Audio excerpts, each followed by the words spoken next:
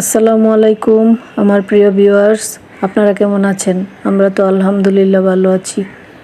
তো আজকে খিচুড়ি রান্না করেছি আর আপনাদের সাথে শেয়ার করে ফেললাম।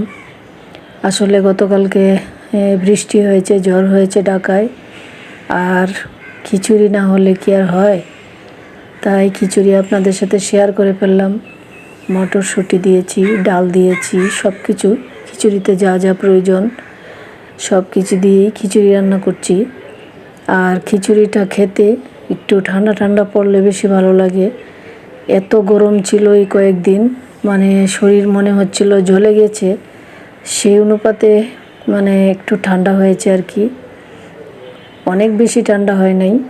তাও আল্লাহর কাছে শুকরিয়া, শরীরটা ঠান্ডা হয়েছে। কিন্তু তারপরেও বলি, গ্রামের লোকজন যেন ধানগুলো উঠাতে পারে, সেইটুকু যেন আল্লাহ দয়া করেন, সবার ধান ঠিক মতো উঠে, কারো ধান যেন নষ্ট না হয়। বৈশাখীর যেহেতু এখন বৈশাখ মাস, ঝড় বৃষ্টি এসে পড়বে আর এদিক দিয়ে ধানও নষ্ট হয়ে যাবে। তো যাই হোক, সবার জন্য অনেক দোয়া রইল, কৃষকদের জন্য, যারা যারা খেতে খামারে কাজ করেন।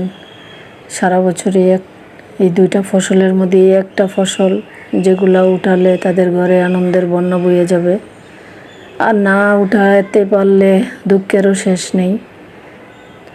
তো অনেক অনেক দোয়া রইল। আর আমি খিচুড়ি রান্না করে ফেললাম, আপনাদের সাথে শেয়ারও করে ফেললাম।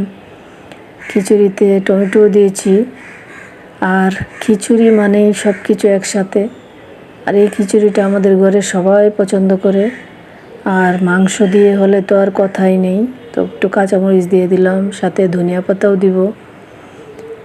আর কি বলবো, মুরগির মাংস দিয়ে খিচুড়ি খেতে আসলেও ভীষণ ভালো লাগে, ডিম দিয়েও ভালো লাগে। তো একটু ধনিয়া পাতা দিয়ে দিলাম, আর ধনিয়া পাতাটা দিলে আরও ভালো লাগে। সাথে আমি অল্প একটু কিন্তু পাঁচফোড়নও দিয়েছি, বেশি মজা লাগার জন্য।